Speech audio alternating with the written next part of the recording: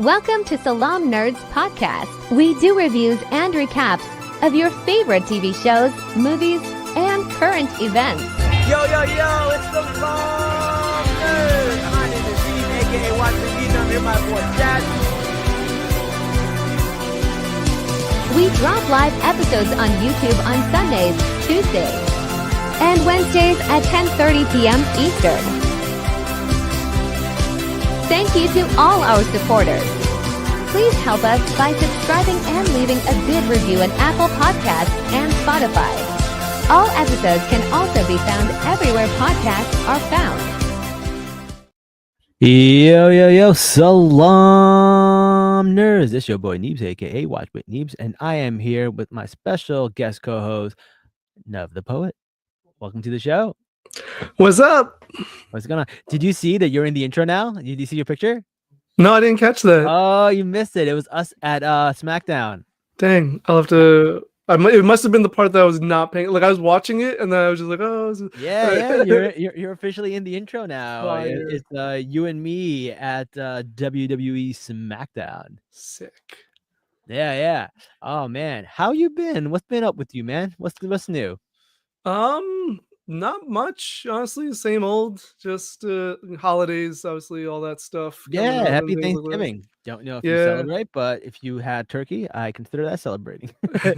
we do go to my cousins in Jersey's place to have a feast and hang out. It is I don't like talking about Thanksgiving just because of all the connotation behind it. Yeah. That's why I was like, I don't know. But we do celebrate whatever, Listen, when you live in a capitalistic society like America, you gotta take all the vacation days you can, whether you agree with it or not, man. You need to spend time with your family. It doesn't matter if it's a Christmas and you don't celebrate Christmas, if it's New Year's and you don't celebrate time, if it's Thanksgiving and you don't celebrate like it you need the days off. Well, what can we do, right? It's the world we live in. That's how I focus on it. I'm like, okay, it's just an opportunity to spend time with family. I try to do everything else to keep myself clean morally. I get that. It's one of those things, man. So like same here. Like I don't celebrate Christmas, but like, am I gonna turn down 2 days off in the middle of the week? Hell no. I'm gonna go and spend time with my family. So that exactly. I don't mess with that. But it was really cool because I think this year was the first time that like WWE gave people I think a week off before Thanksgiving to spend time with their family. And what they did was they taped a bunch of episodes of Raw and SmackDown, which kind of sucked because a lot of things got spoiled, but also like, let them see their families. It is what it is. Listen, Vince was not big on giving days off. Yeah. Like there have been past Raws where they've worked Christmas. So honestly, I appreciate the fact that Hunter is more open to that, especially because letting your wrestlers rest means they're less likely to get injured and be worn down and fight hurt. So I mean, you're taking care of them. I mean, you're not giving them health care, but wait, they don't have health care? They gotta have health care. Not through the company. No, they're classified as independent contractors. Oh, so they get a 1099 and they have yes, that's how it works? But with WWE, and I think it might be the same with other companies, they can only work for the WWE. So even though they're independent contractors, they still are employed by the WWE exclusively. That's crazy. That's not the best of both worlds. I mean, like I guess it's great if you are getting paid like, I don't know, like hundreds of thousands, $1,000. I think you could afford like, your own insurance, whatever. Yeah. Which isn't too bad. Like if the lowest ranked person is making like $250, like I don't really feel bad for them then. It's fine. Yeah, but like in an industry where like getting hurt is the name of the game. Yeah, that's true. Actually, I didn't think about that. And then you got to pay. I mean, as far as I know, I do think WWE assists with like if something happened, like if there's an injury while wrestling, but like they don't cover like doctors, if you're just going to the doctor because you're aching really badly from something, right? Like only if it's a serious injury, as far as I know. I mean, this was a whole thing with why one of the huge reasons why Hulk Hogan is awful. He stopped the union. Yeah, he stopped Jesse Ventura from working to form a union, and that would have really helped the wrestlers. And this was in the 80s that Jesse Ventura was doing it. So yeah, and since then it's never that like moment passed, and then it's never been really brought up again, at least in the companies, in the industry itself. Fans talk about it. Like this is such a tangent, but I'm a big proponent of after WrestleMania, they should take like a month or two off. They should just get a break. It gives fans time to like get a break, because like WWE runs every week. Every week, 24/7. It's crazy. Yeah, so if you gave a month or two off, you could still build storylines. Like you have people come in, do promos, and like set up different things online, social media. They're doing it now, right? They always have these like social media clips that are like only seen through the lens of a phone camera, right? Yeah. So it's, like wrestling is the only industry that I know that is just every week for the last like 40 years, right? Yeah, it's the only industry. That's insane, because you don't have an off season. They even made people work through Owen Hart's death. Like, it's insane. Yeah, stuff. and it's live. Like it's not again, it's not pre-recorded. Like you're doing live TV every single week. That is insane. And especially for what they do, 2 and 3 hour shows. Like it's not like a 30-minute sitcom that they're doing. They're doing 2 or 3 hour shows every week. And then like not just the wrestlers, but then you have like the road crew and like all the production staff there. People who put the mats together, people who put the rings together, people who do the interviews, people who just like set up random Trinitrons and boards and pyrotechnics. It's a lot. It's a lot of people. Yeah. And so like, yeah, it's every week. Maybe they get a couple of days off here for certain holidays, and now there's more. And also I think Triple H is just managing somewhat better with like some people they'll have like a storyline, and then like after that storyline they might not be on TV for like 2 weeks or something, so it still gives them recuperation time and things like that. So I have noticed that a lot more people have been getting injured, and you can't really tell whether the injury is real or it is kayfabe, right? Like I don't know if the Rhea Ripley injury is real or not. That like every time she gets injured, I'm like, is she injured? Like then she comes back with a face mask. I'm like, oh damn, she's really injured. But then she headbutts somebody using the face mask, and I'm like, okay, she's not injured. It just goes back and forth. Yeah, he really likes blurring the lines on a lot. And like in some ways I think it works, in some ways, it doesn't. Well, injuries are the interesting one, because it's like I think if it's super serious, they would not bother to risk putting her on TV. Yeah. But then again, they said she fractured or broke or she shattered fractured her orbital bone. I don't even know what an orbital bone is. That doesn't sound unserious. That sounds pretty serious if you ask me. Yeah. That sounds very serious. I should ask them, a doctor, like, what is an orbital bone? We should just have an episode where we have like a medical professional on here. We just go through different wrestling injuries. Oh, I could totally do that. My brother studies sports medicine, and he is a VR doctor. I don't know if he would ever come on here. He used to be deathly afraid of wrestling when he was a kid. He was afraid of The Undertaker and Mankind and Papa Shango. Nice. Yeah, but like even if we're brown, we can easily find someone else. Yeah, that is true. We get so many med connections. Yeah, I know so many doctors. It's ridiculous. It would just remind me what a disappointment I am to my parents every week. Aren't you an engineer though? Yeah, but it's still a little down from like really. So imagine me, dude. I'm an artist. Yeah. Yeah, I get that. All right, so since we talked about Rhea Ripley already, let's talk about the women's War Games match. I feel like this kind of came together pretty suddenly. I don't think they did a great job building this before it came up. Like the Bloodline War Games, we knew was coming. We knew it was coming. We didn't know who the fifth member was, but we knew it was coming. This one just kind of magically like came together, and Rhea Ripley just walks in and goes, War Games, and headbutts Liv.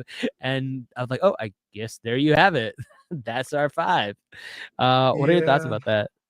Yeah, I made a video about this on TikTok. I am not a fan of. Well, I'm not the War Games concept as a whole is like a whole conversation, and maybe I'll save that piece for once we get to the men's and stuff. But like, yeah, I'm not a fan of them just randomly throwing 5-10 women together on 2 teams to have a War Games match because it's like the annual tradition now for the WWE to do War Games at Survivor Series. I think any stipulation should have a story behind it, right? If you're going to do a Hell in a Cell, a last person standing, even a hardcore match, like there should be a reason. Why are we having a hardcore match, right? So, and especially with something like War Games, like you need to have a reason. Like you said, the Bloodline, we saw it literally the moment Solo became the tribal chief back in like April, May. You're like, okay, he has, once he's brought in people, we're like, it's going to be War Games. And that's fine. Like they built to it. They built the story. I do think the Roman element of it was quite rushed. Like the OG bloodline of it was a bit rushed. But it's still, because of all the history that already exists, it still worked. This was literally just Rhea Ripley and Liv Morgan, and let's get the rest of the faces and heels to support them. And they do this a lot on Survivor Series because they used to do the traditional 5-on-5 tag match, and the same thing would happen where it's just where you eliminate people instead of the actual like, everybody fights at the same time, right? And they just get 5 faces and 5 heels and have them have a match because that's the tradition, and it's kind of silly, honestly. Do you prefer War Games or do you prefer the classic Survivor Series matches? I think I prefer the classic just because I can justify, like, it's a Survivor Series tradition, right? And like, as much as I don't like it not having stakes, you're not like making it this huge deal. Like War Games should be like a huge deal. Like, oh shoot, the feud has gone so chaotic and so out of control and so grandiose that you have to contain everybody with 2 rings. But like the women had no reason to have that. So like if I had to pick one in this scenario for the women, I would have done the traditional 5-on-5. What I didn't know about War Games was that I knew it was a WCW thing. It wasn't a WWE thing. Correct. But I didn't know Dusty Rhodes came up with the idea for War Games. That was kind of cool to see. Yeah. So it's interesting the way they've adapted it. And like in WCW, they had a roof on the cage. Yes. In this one, they don't. The timer is a little different, I think, but whatever. There's the rules are kind of weird with War Games, and like I said, I don't know if you want to get into it now or later. But like, I have so many thoughts about the concept of War Games, right? And it's like, because you've only been watching fairly recently, but they've now been doing War Games in WWE, including in NXT, like 6-7 years now. And so I've seen enough War Games matches where I'm like, they have to change it. They have to tweak it a bit because the first 30 minutes where people are just coming in one by one feels irrelevant to the overall match, right? Like, it's more just like an advantage, right? So you have more people on the team, so one team gets beat up a little bit more. And then but it kind of does build the suspense of like people coming out, like when Rhea comes out and what you call Liv is next. She's like terrified. It does build a little bit of suspense. So I do feel like there is a point to it. But if you don't have a good story to utilize that system that they have for War Games, then it just kind of just seems pointless. Well, it's also that I don't mind them coming out one by one. I do like that because you're right. It creates opportunities for storytelling. What I don't like is that there is no pin or submission allowed until all the participants are in. Unless you're Tama Tonga. You try to take a pin and they start yelling. A lot of wrestlers have done that over the years. It's not even just him. Naomi did it at one point in the match too, right? Because it is inherent that you hit your finisher or a signature move and you go for a pin like that. I get how that could become ingrained. So my thought is, why not include eliminations and make it possible to be eliminated before all the participants are in? Because then those first 4 8 people, there's meaning to it. Like, so if someone hits a finisher, you're like, oh shoot, they could be eliminated now. That person that got hit with the finisher could be eliminated now, which would mean that the team has a disadvantage, right? And it also, you mentioned the advantage thing. That makes no sense to me. How is, because there's no eliminations, the team who gets to come in last has the advantage because they have the most fresh wrestler coming in. Oh yeah, I never thought about it that way. Yeah. So how is it an advantage unless there was eliminations? If there's eliminations, now it's 2v1, it's 3v2. Now there is an advantage to well, coming that's what in the original first. Survivor Series was, right? It could have been like 4 people against 1 person left in the match, and you got to find that 1 person has to defeat 4 people. That's how it used to be. So I totally get. They both have their elements, but I feel like from what I've read online, the War Games is not a thing that a lot of people liked it. And I don't, it's my first one, so fresh and new to me. It's cool to see people jump off the top of the ring. I loved Io Sky's moonsault off the top, and I think Tiffany did a swan dive. I thought that was dope. I thought that was cool. But it does kind of feel a little messy because there's so many people in there, and there's a lot of people just lying around waiting for their spot, and a lot of people just waiting to get like jumped on from the top rope. So it doesn't feel as fresh. It's one of, I think, out of all the matches that they have, like Royal Rumble and Hardcore match and a Steel Cage match, I feel like War Game drops the curtain a little bit, and you can see the fakeness in it a little bit, right? Well, maybe not fake's not the word, but you can see the part that's like, you can see people getting up to get hit, and that's a little bit more apparent in War Games, and they kind of hope that nobody notices, but you do notice it, and it feels a little botchy when it comes to it. Yeah, no, I mean, and that's why I just think it shouldn't be this annual tradition. It should just be if the story really like calls for it, right? So again, with the Bloodline, yeah, you could definitely do War Games, but there's just no need for anybody else currently with any stories going on, because like I think it just also takes away from the excitement of it, because it's just because like I even thought about it right before we went live where I was like, oh, Neebs probably hasn't seen a War Games, or at least he hasn't seen the WWE version of it and everything. So I wonder what his thoughts are. But like I've seen many, and like Io Sky, to be fair, I will never not enjoy her doing something ridiculous with a trash can off the top. I'll never be like, oh, this is stupid, because it's Io Sky and she always makes it more and more entertaining. But like overall, people jumping off the top, we've seen a lot of variations of that now. We've seen a lot of different things. And so it becomes this thing of like, oh, how do we top it this year? How do we do this? And like, you don't need to, like, those moments should just be special on their own. You shouldn't have to make, like even Jimmy and I know I'm getting a little ahead of myself, but Jimmy and Bronson both doing a splash off the top. I was like, okay, Bronson's more impressive because he's a bigger dude, but also like they're both impressive, they're both cool, but literally within 2 minutes of each other, we saw the same move. So I'm like, to be fair, though, both men got injured. None of the women got injured. Both of the women did not get injured from their moves, and the men did. So shout out to them. But yeah, the other thing that I didn't like about this match was, again, the Money in the Bank thing. I just think, like, dude, just if they actually did the Money in the Bank, and like, let's say, Nia's team lost, and she used the Money in the Bank, I thought that would have been great. I thought that would have made this match a lot cooler than it was. Yeah. Oh, I agree. I honestly, because nobody expected the suitcase to be in the trash can. I was like, oh, yeah, huge pop. I was like, okay, cool. Yeah. But then they didn't capitalize on it. Yeah, I was all for it. Like, you know how I've made my feelings clear about Tiffany Stratton, but I was all for her cashing in. Yeah.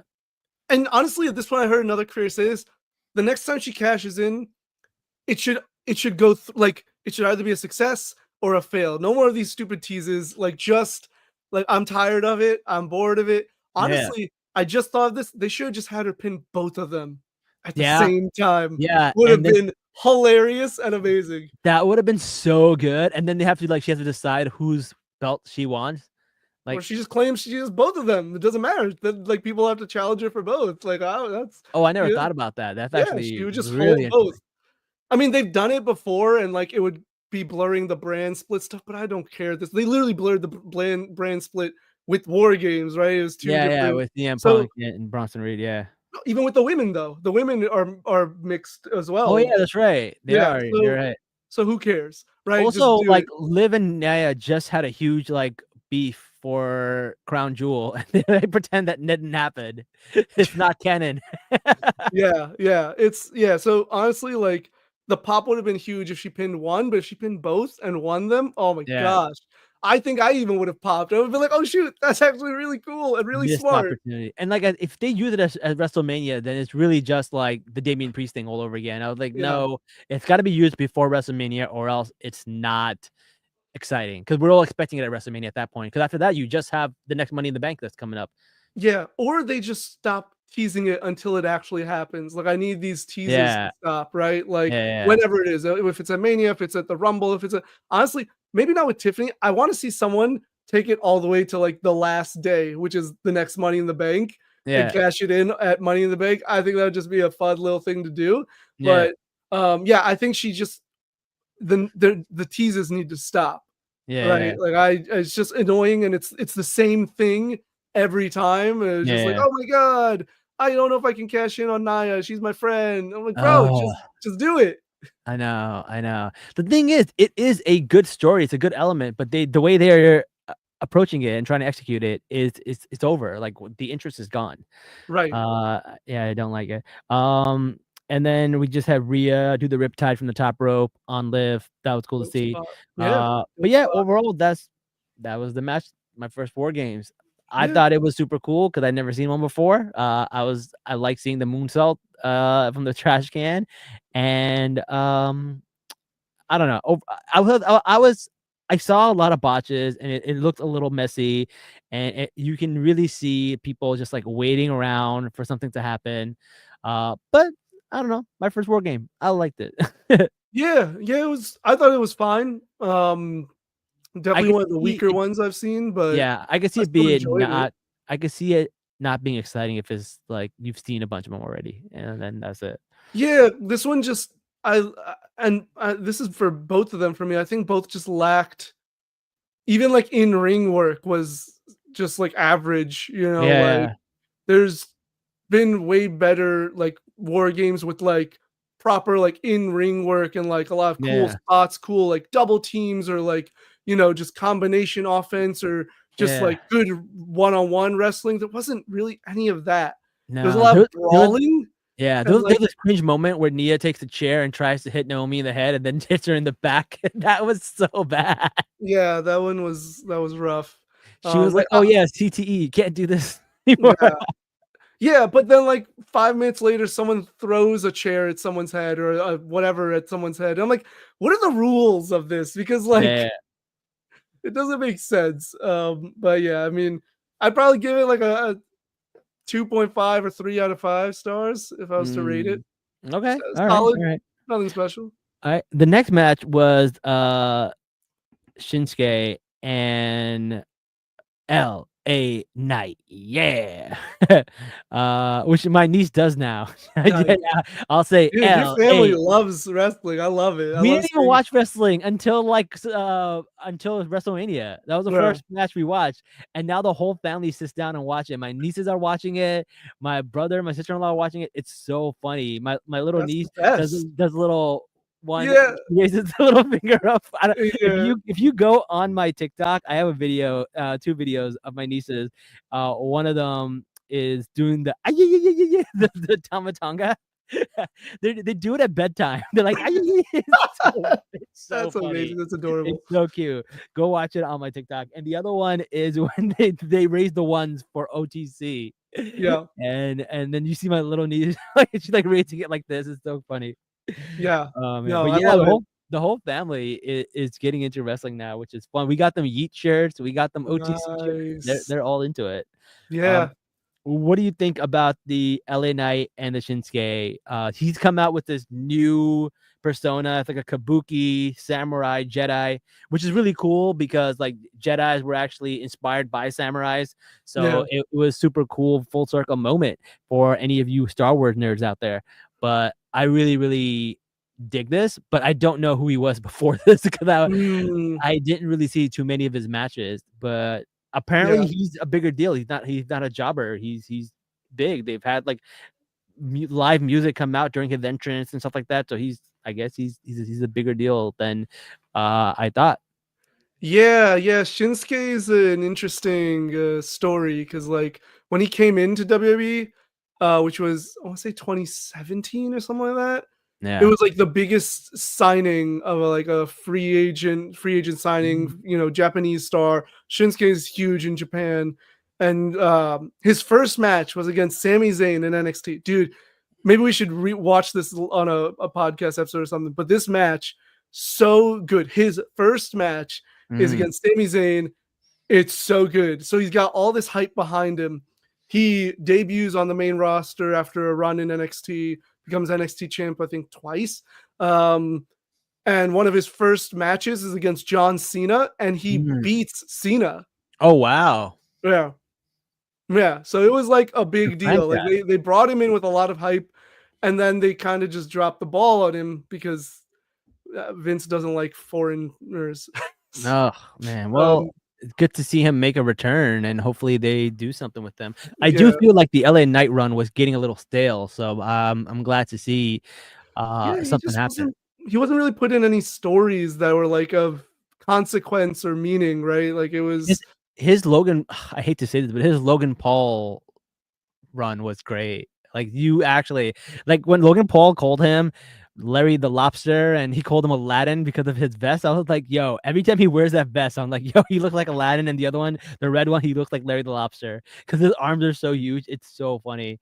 And like, but after that thing, the Andrade and the Carmelo, they just did it over and over again. Those were great matches, but the story was lacking, and I feel like the story was still lacking. So I'm excited to see what they do with Shinsuke and what LA Knight's new thing is going to be. Are they going to get it back? Are they going to go on to do other things? I'm excited to see that.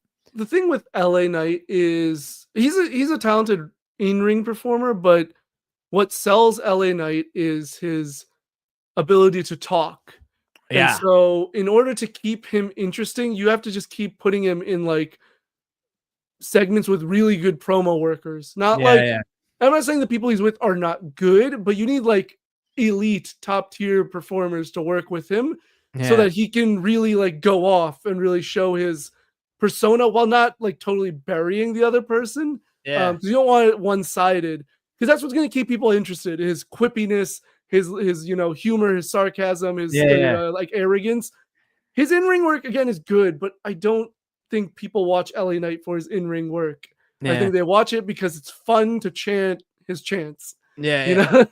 Have you noticed that every time he goes for that jump up to the top turnbuckle, he misses every time? I like, bro. More recently, he's been missing. He was doing it fine before, but I don't know what's happening lately. I'm like, bro, you're getting old there, man. I don't think you can do that move anymore.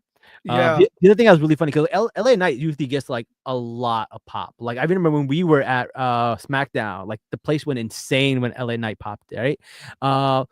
So it's really funny because I feel like he lost a little bit of that, and they were expecting the crowd to go crazy for him, and then they put the decibel thing on, and it didn't even break 90. And I was just like, damn, that's sad. Yeah, I mean, that's what happens when you don't do much with a wrestler. It's just people start to lose interest. It's not like they don't like him, but there's nothing more to cheer for. You're just cheering because you already like him, but you're not like cheering because like, oh, I really want to see this guy go and do things. So it's it's unfortunate because like I like LA Knight and I think he's someone you can do a lot with. You just have to put him in the right position to succeed. No, I agree. But the match overall was solid. I liked Shinsuke, especially like the way he was wrestling and like his just like a lot of his strikes and stuff like that, and just like showing his skills. And I'm actually really surprised he won was not thinking he was gonna win. I was a little surprised too. Hope they do something with him, but I don't know. I do think his finisher is kind of weak though. I've never seen it before, but it's just a knee to the back of the head. I mean, you say that as if like that doesn't sound brutal. It's a knee to the back of the head. Fair. To be fair, all of like the most like tamest moves are all probably the most brutal ones. Yeah. I mean, like, unless you're talking about like the people's elbow or something, right? Like these moves are it is very simple, but yeah, I actually it's interesting because he used to do it to the front, to the face. And sometimes he'd do the back of the head one, but his like finisher was they stand up and he drives his knee into their face. So I actually find the one to the back of the head more like more diabolical, more evil, you know. So which probably goes with the character. Now that you say it, and for me to like take off my wrestling goggles and to imagine someone getting a knee to the back of the head, that is actually very devastating. Yeah. That will take you out from this world. Right. And the thing about like Japanese wrestling is so Shinsuke's nickname is the King of Strong Style, and Strong Style is a Japanese wrestling style that's like you're not really pulling your punches and your kicks and your strikes and your hits, right? Yeah. And so when you factor that in, like Shinsuke, I don't know how much he's pulling back when he's like throwing those shots. Yeah, it's gonna hurt. That's so funny, Strong Style, because that reminds me of like very anime. Like when each fighter has like a fight, like, oh yes, you're doing 3-sword style, and like it's very anime style. Although I like that fact that he does Japanese. I love that he does his promos in Japanese. Like I feel like the Damage Control should do more of that. I feel like they could go really far with that because honestly, I don't need to know. Like, I don't need to see him do it in English, in broken English. I'd rather just have him do complete Japanese with the like emotions and just let me read it. Yeah, I mean, that's a total Triple H decision actually, because he was doing promos in English before, but then when Triple H took over and when they first turned on Bailey, Io was doing promos in Japanese. It was really cool. Yeah. Yeah. So yeah, I love that because it really adds to the anime element of it. Like he really feels like an anime boss. Like it's that final anime villain. Like it's great. Everything about Shinsuke, aesthetic wise, is so good. Yeah. No, very cool. And he's tall, dude. He's a tall guy. You don't realize that until you see it. What about the next match? The Ludwig, Sheamus, and Braun Breaker. What are your thoughts about this triple threat match? A really fun match. It was a really fun match. You know, a lot of like hard hitting. I mean, it's Sheamus and Braun, so I would expect nothing less. But yeah, it's hard hitting, fast pace, and a lot going on, which I like. It was different pace from the last two, honestly, because like War Games is like all chaos, but no like structure necessarily. Whereas like a triple threat can have a lot of chaos while still having like a flow and a structure that like feels, you know, organic and real. Especially when you got someone like Sheamus in there. So I thought it was really fun. My favorite moment was when Sheamus popped out behind the audience and came out into the 10 rings and just like got Ludwig with it. It's really good. My only thing with this is that I'm not a Ludwig fan, but I'm tired of seeing this man lose. Like I saw someone do a TikTok and they did the average of like the win-loss percentage. He has the highest loss percentage of the year. They're just using him as a jobber. And I feel really bad. I feel like he has a lot of the only match I seen him win was the one match he had in Austria right before the Bash in Berlin. Yeah, that was the only match I've seen him win. And I feel like, you know, he's just being used as a jobber.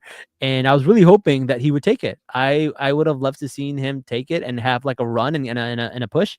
But especially with like Gunther out there trying to like push him to do it and stuff like that. And he also took out his teammate. So you're like, where are we going with that? Nothing ever came out from that. So like, he's still a jobber. So I don't know. Yeah, I mean Ludwig's really good. He was also in NXT for a while with his former tag team partner. As part of Imperium, they were killing it in the tag division. He's really talented. And he has, like we were just saying about Shinsuke with the anime villain vibes. Yeah. Ludwig has a Bond villain vibe to Yeah. me. Yeah. Oh, man, he could be used so well. Yeah, exactly. So I knew it wasn't, but I was like, there was a small bit of me that was like, please just let Ludwig like, let Braun like hit Sheamus with a spear, then Ludwig like pulls him out of the ring and gets the cheap win. Like Yeah. even for a month right now, just give him the win and let the crowd like see how the crowd reacts. Yeah, And yeah. if they vibe, then keep going. If they don't, okay, just take it off him. Like that's the beauty of wrestling is like you can change, you can pivot literally at Yeah. any moment. Yeah, If yeah. the crowd isn't enjoying it, like, okay, next week we're just gonna job them out. It's fine, whatever. Like, Yeah. Well, it looks like Sheamus is going to be out for a while because he also has an injury from the match. I think like a cracked rib or something like that. They said oh, damn. because I mean, it might just be story, it might be kayfabe, I don't know. But they said Braun did a spear so hard he hurt his ribs, which I feel like is just kayfabe. Yeah. But it looks like Ludwig and Braun will go again, and I'm hoping that the next time around we see something from Ludwig. So, question for you: is Braun a face or a heel? Because I do not understand. Yeah, I don't understand it. He started off as a heel, and I was like, you know what? I don't like him, but at least he's the heel. But then he's like being respectful in his interviews, and it's like confusing, but Yeah. also like attacking Jay from behind and doing all this stuff. So it's kind of like weird in between. I don't know. Yeah. If it works, it works, but it doesn't feel like it's working for me. It's not connecting. He's just a Diner Goldberg to me. Yeah. I mean, I've said it before. I find him bland. He's a good in-ring worker. I'm not going to take that away from him. He's really talented as a in-ring player, but Yeah. I just think he's bland as a person, persona, as a character. And even in ring, I do get tired of the like hyping up of the spear.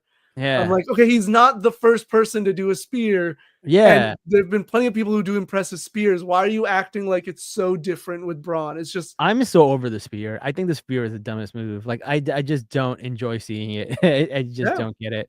But yeah, man is bland and tan. yeah. That's why I call him Bland Breaker.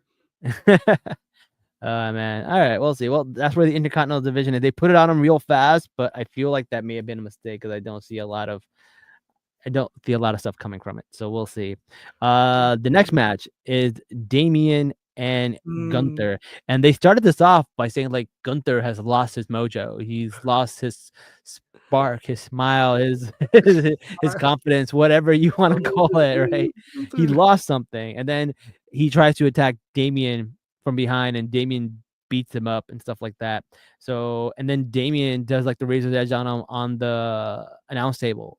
So it's kind of like, what's going on with Gunther? What's going on with him? And he does win the match, but with the help of Finn Balor. And this is the second time that's happened. But what I did find interesting is Gunther took a shoe to him and knocked him out. But he was not above taking the win, so he did take the win still. Overall, though, pretty good match. Gunther has solid matches.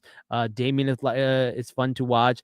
I like how they told a story in the ring, how he hurt his shoulder, and then Gunther took advantage of that. So it kind of evens out the Damien is this hardcore badass that super powerful because now he has a hurt shoulder. It made the match believable, made the match interesting. Overall, I like the match. What are your thoughts? Yeah, I thought it was a lot of fun. These are two big dudes who hit hard and hit heavy. And that's always fun to watch. I agree. The story of like the arm, because like Damien has really been built up to be this unstoppable force, just mauling the Judgment Day for the past like 3 months or whatever. So like giving him some sort of thing for Gunther to, like take advantage of, I thought that was really good. I just don't get what they're doing with Gunther. Like you had to be so dominant for like almost 2 years or something. And now it's like, oh, he doesn't know what if he's good enough. I'm like, what? That doesn't make any sense. And it also seems like they're turning him face in the process. Because like they're doing literally the same story they did with Damien, with Gunther. of like, no, I'm a fighting champ. Like, like Ludwig was like, oh, try like, support Gunther. Like, oh, I'll go attack. Gunther's like, no, don't do this. He's telling Ludwig to shut up. And I'm just like, didn't we just see this with Damien and the Judgment Days? That's true.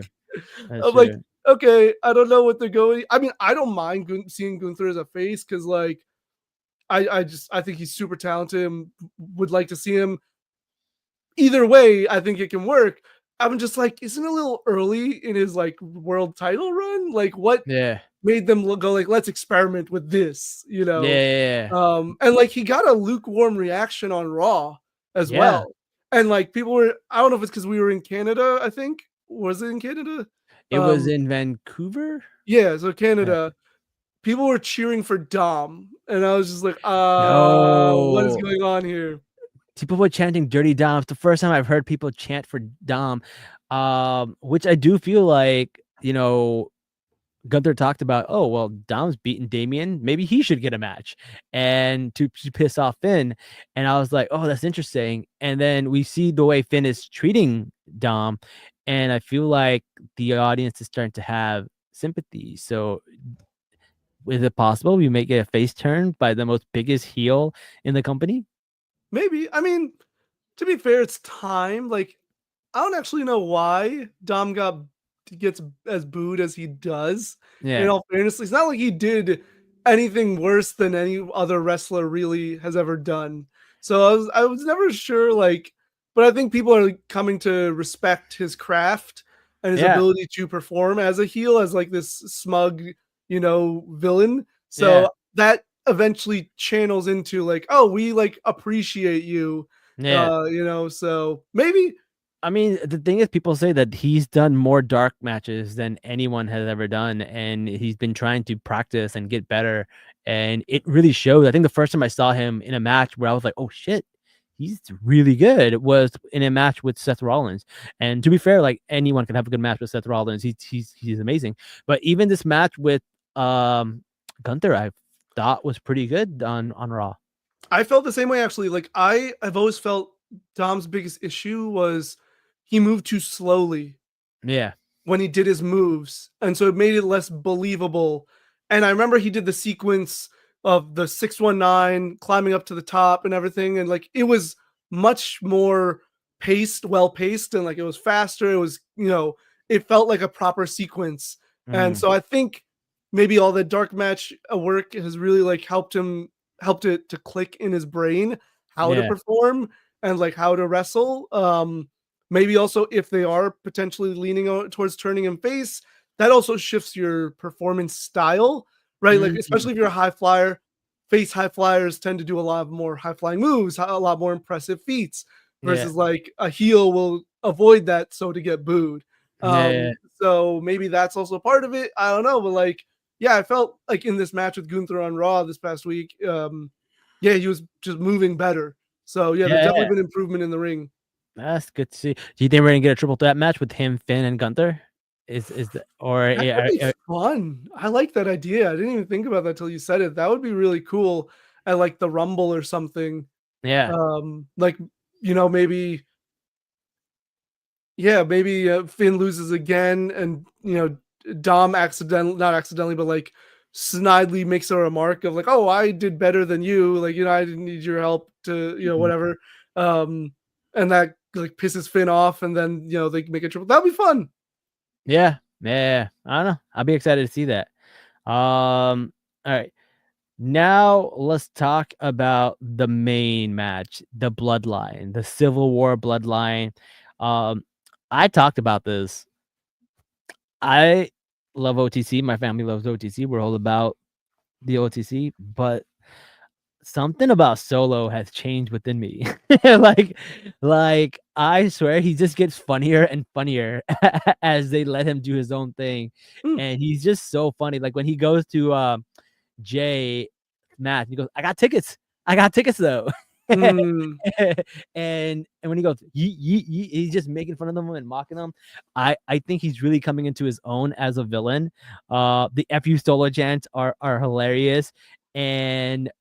But when you really think about it, when you see Roman Reigns trying to get more people on his team and nobody wants to help him, you realize that like Roman's a worse person than Solo if you do the math.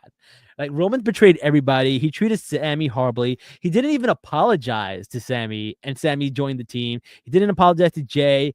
Jay joined the team. None of that stuff.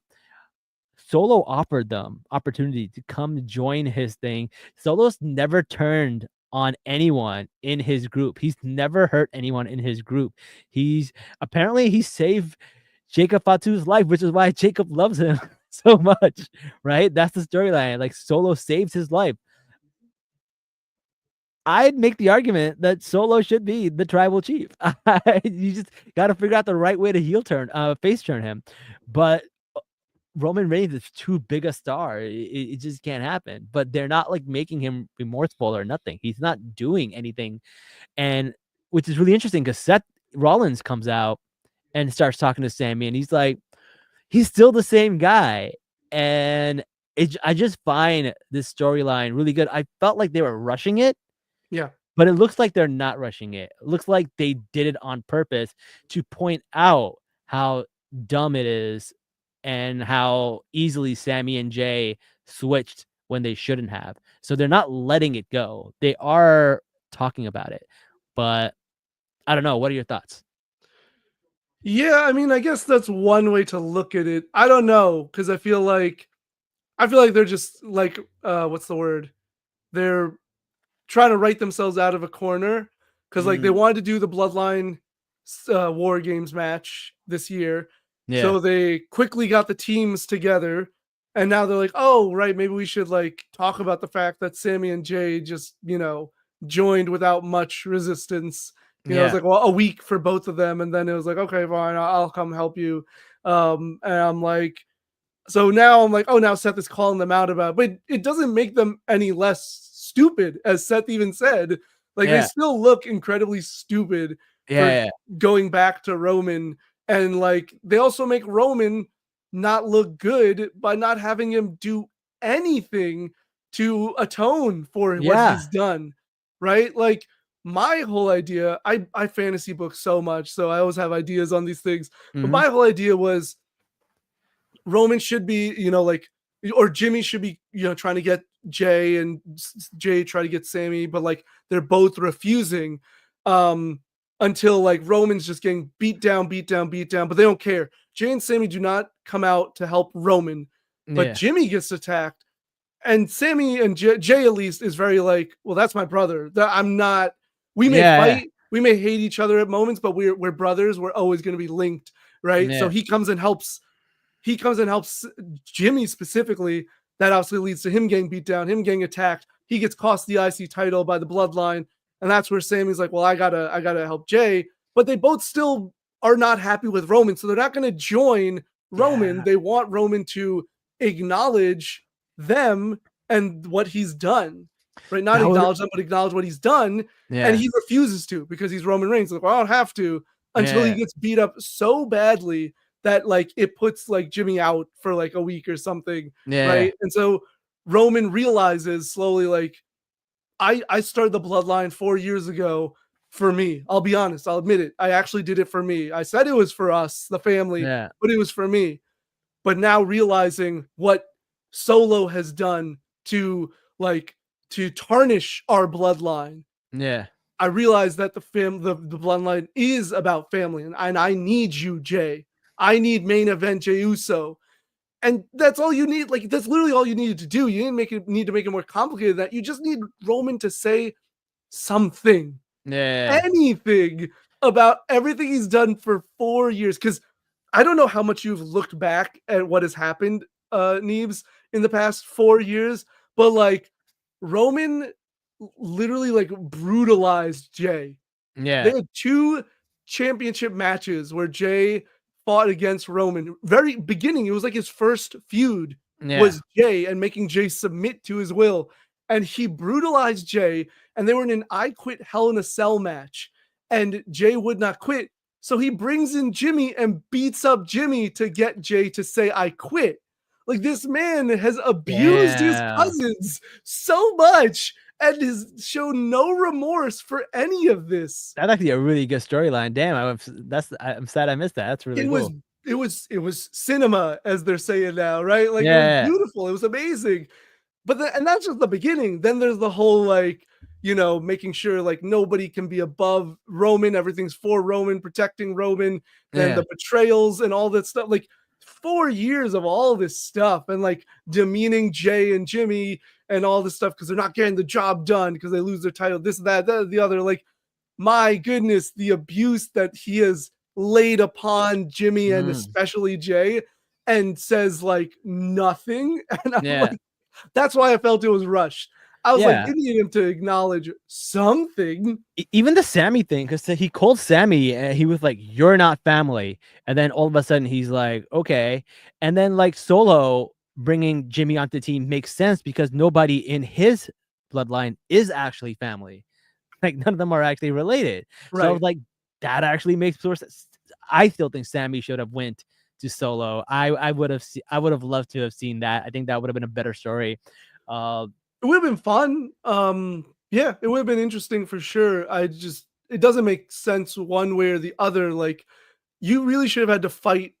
They really should have to fight to get Sammy on the team. He should have been like, I'm done. That's not my business, dude. And like, should have really stuck to his guns for at least like a month.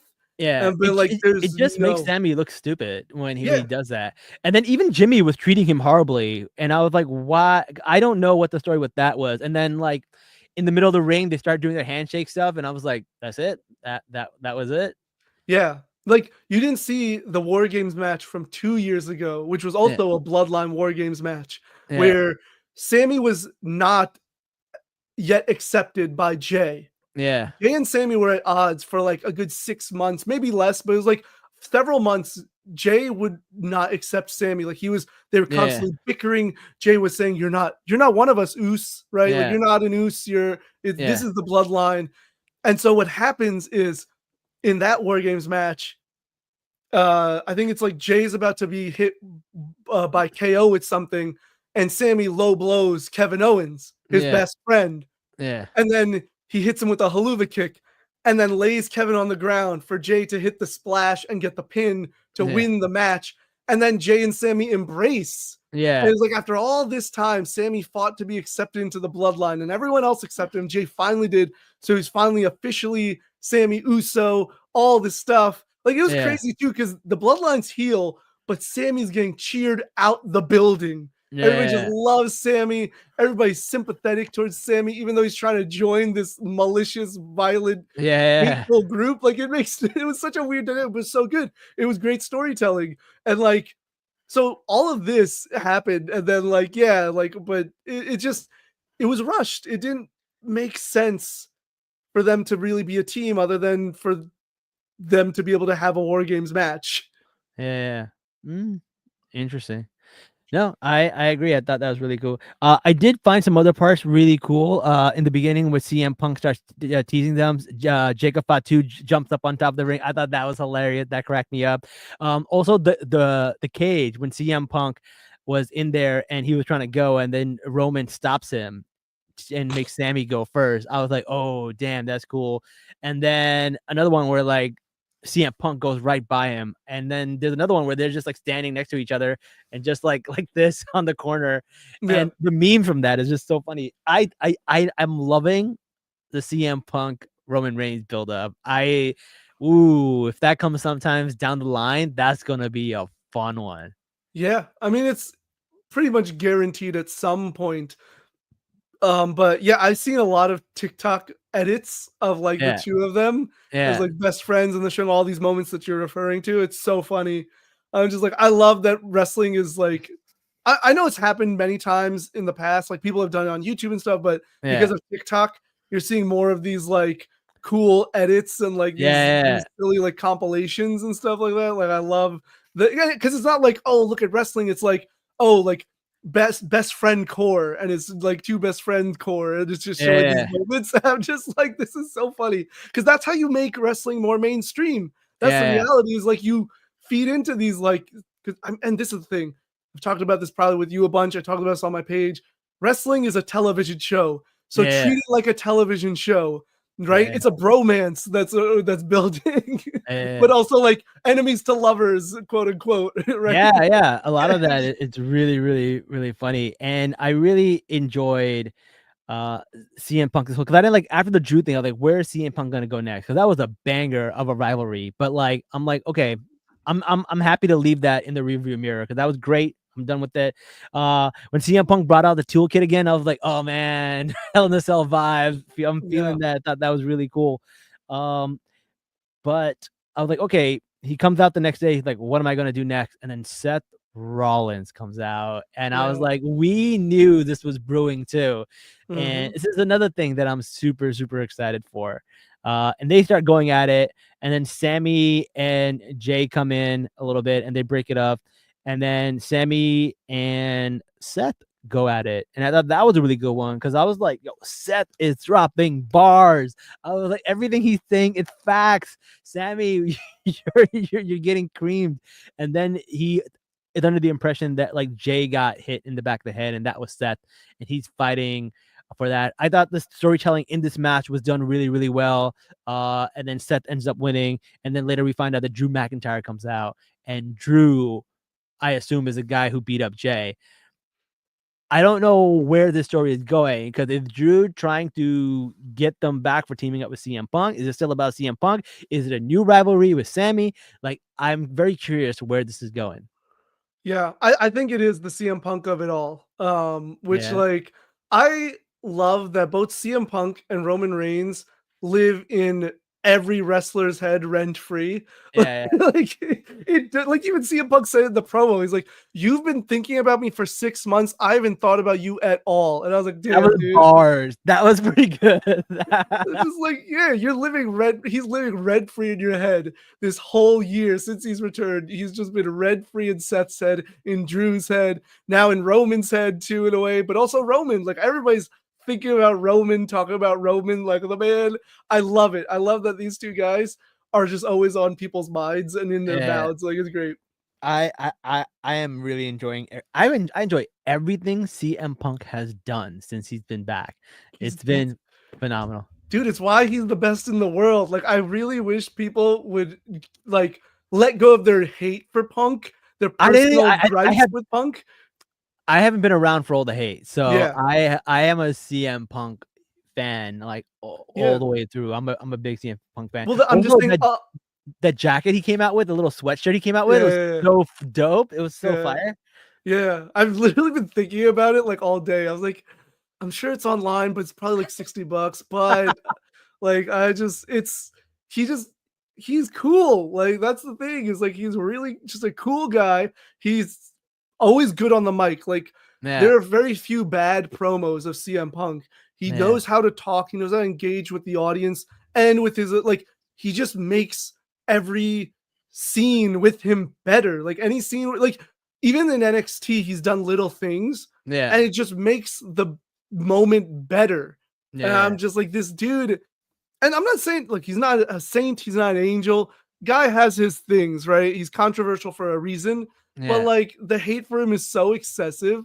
And I'm just like, if people just took a step back and looked at CM Punk the character for who he is and not for who they want him to be, you'd have so much more appreciation and fun when he's around. But like, people want to hate him, and that's fine, because again, he's living rent free in their heads.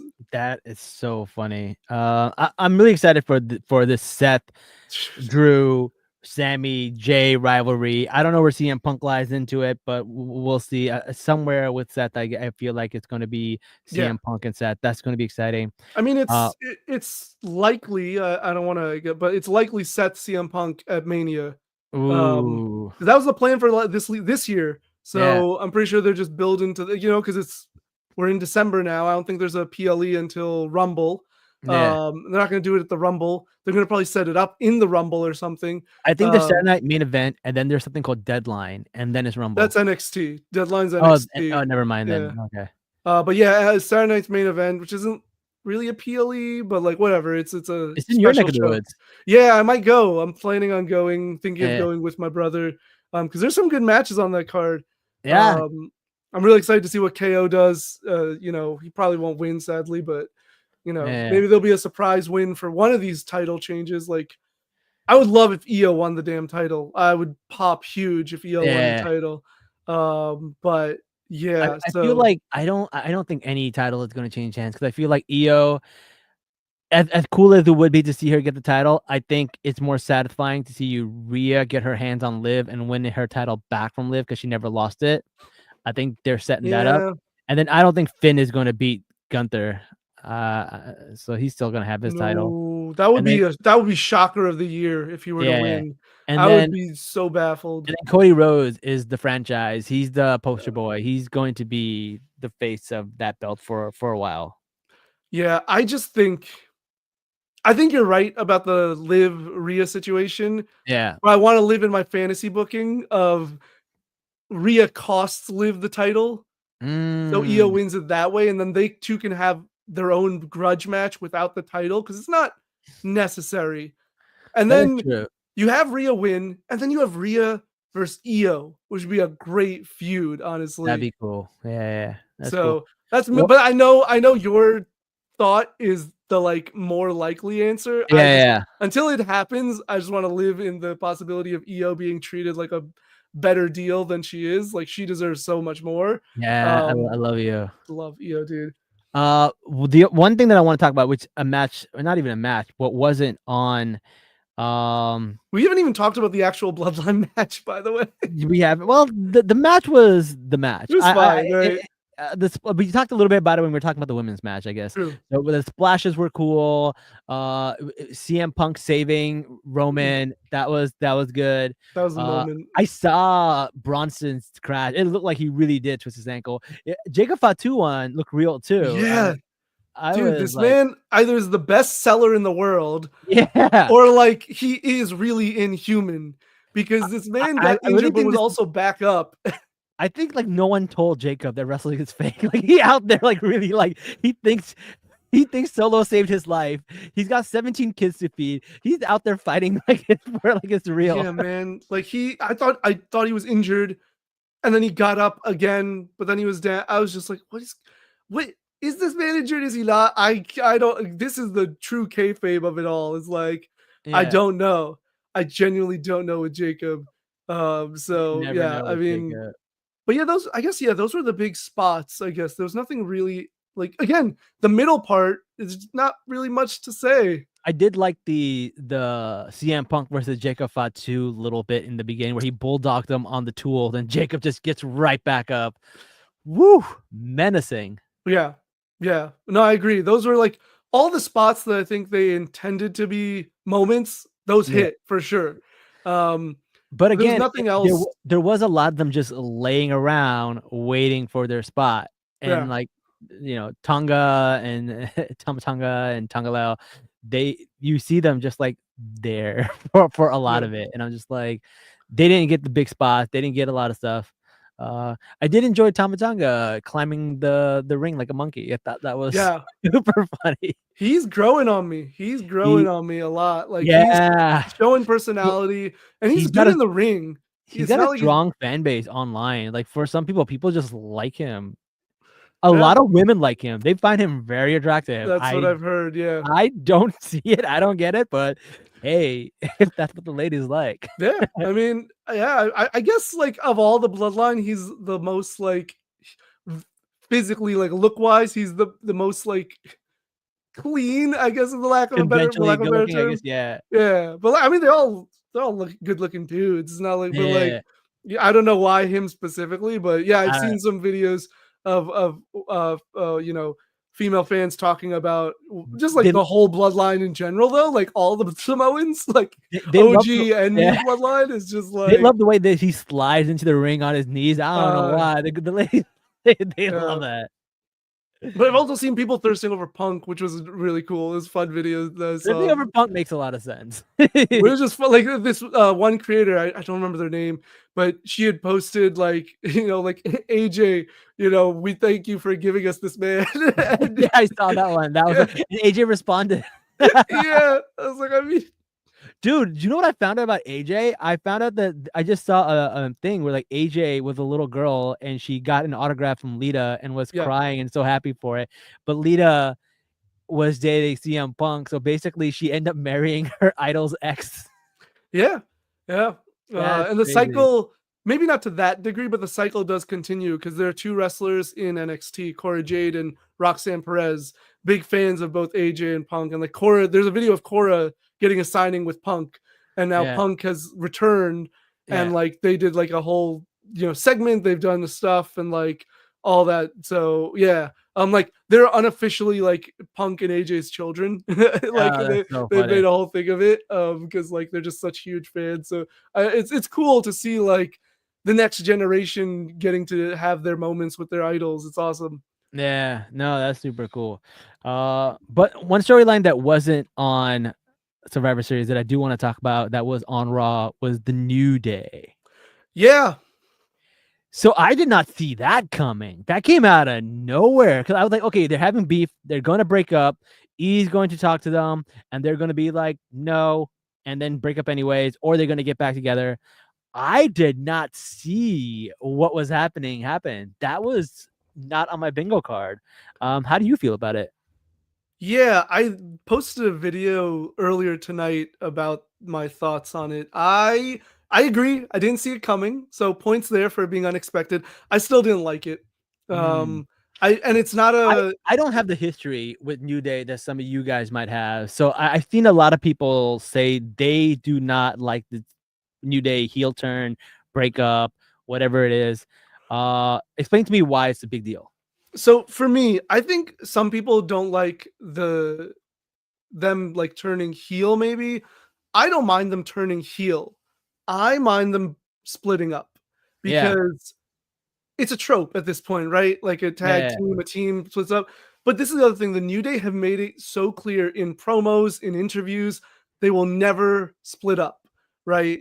And I just would have loved to see that be true, especially because. They literally posted a video on YouTube of the New Day's greatest moments. They're going over their greatest moments, and like they're talking about their bond, their relationship, their friendship, being black men in this industry, and like the way black wrestlers are often stereotyped and different things, and like just being able to show that like friendship can persevere and love can conquer as friends, as brothers, as family. And I just thought the way they were going with Kofi, I did a whole booking video. I posted it on TikTok. And like the like kind of like what are you called? The little notes where the two of them are having their beef, right? At this anniversary, Biggie comes and like tries to address it, and like they get into this heated argument. Biggie says, okay, then just fight it out. If you can't talk it out, fight it out. Yeah. But at the end of it, it's over, right? You fight it out. Get your licks in, and it's over. We're the New Day. We're brothers. We're family. Yeah. So they fight it out. They have a great match. Kofi wins, and Woods realizes that what Kofi said is true, that he's not good enough yet. And so Woods now wants to go on a singles run. He already made a decision, talked to Pierce and Aldis, and he got traded to SmackDown because he needs to do this on his own. But he's not turning his back. He's not attacking Kofi or anything. He's just saying, look, I need to do this myself. We've always done things together for the past 10 years. I need to do it on my own to prove to myself I can do this. I can be a top star. I can be a champion. You two have had your moment. I have yet to be there. So I love you both. I know you love me. Please support me in this endeavor. And it can show that like you don't have to just turn your back on your friends. Right? Like this is a message that doesn't get explored in wrestling because like we are expecting the turn all the time. We see the tension and we're expecting the turn. And I'm just like, this is a cool opportunity to show that like one, masculinity doesn't have to be that way of just like constant aggression and violence and, anger towards each other. Masculinity can be the New Day. Which is another thing I love about them. They're like wearing, bright colors. They're wearing pink. They're twerking, they're doing things that aren't masculine. Right. They are men. They're three tough and strong individuals. And I'm just like, and they're friends and they're staying friends. I just would have loved for them to stay friends. Even if they all turned heel, I would have loved it for them to be like, damn it, man, we have tried everything. Without UE, we are so sick and tired, and it just makes them all get like more angry, and together as a unit, they're like, no, we're going to take over this industry. The New Day's been around for 10 years. We're going to be around for 10 more years because we're going to rule over everyone that thought we were not good enough. And we're going to prove that by dominating. Well, instead, we got the New Day turning heel, sticking together. It seems like they're not breaking apart, but they are kicking out E, which he doesn't really wrestle. But some of the stuff they said was mean. Yeah. Oh, I mean, it was a well done segment. I said this in my video that I posted today. I was like, it was a great segment for what it was. I just don't like the overall premise, but like, it was heart wrenching. Yeah, I was like hearing that stuff as in kayfabe. I'd be like, yeah, boo you, Kofi and Woods. That's messed up. But like, out of kayfabe, like out of canon, looking at from a story, I just didn't like it. I don't know. I mean, well, we don't know where it's going right now, so it's too early to say. But I could say, for one, that's the last thing I thought was gonna happen. To the point where like his wife got involved. I don't know if you said that. Big E's wife got involved. I've seen the tweets and responses to Woods. Yeah, it was great. Yeah, and she said like, I was gonna have you over for our house and make your like childish food and your pickiness. And she's like, nobody wants your bland ass food. Like, as bland as your singles run. Yeah. Apparently he's married to Michin's sister or something. Yeah, I didn't know. I think they're dating, but yeah, I didn't know that there was a Mia Yim's sister. Apparently, I just found this out like today. I think I saw a post about it. Yeah,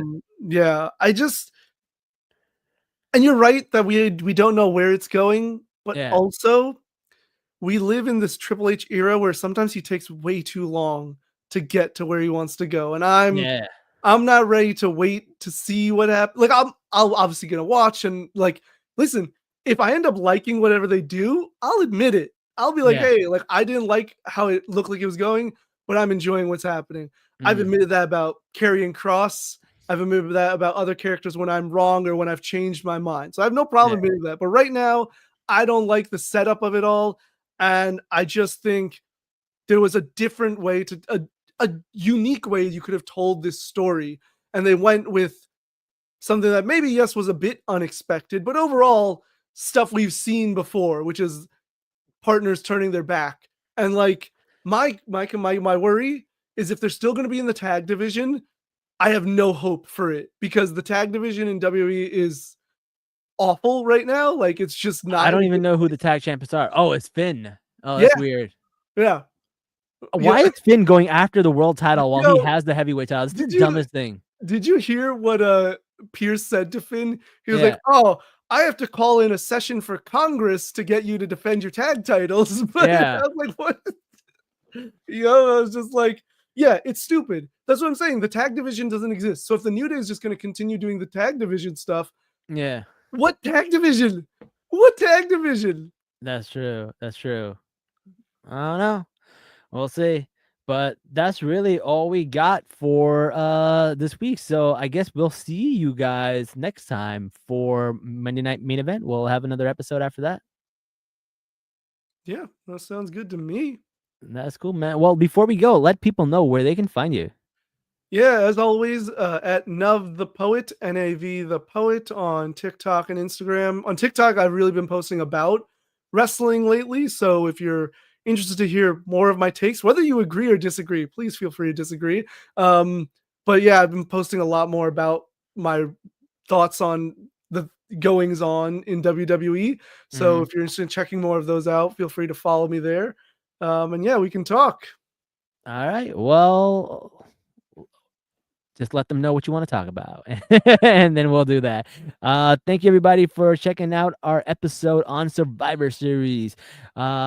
We'll be back for Monday Night Main Event. And until next time, guys, like, share, comment, subscribe. Until next time, guys, Salaam, nerds.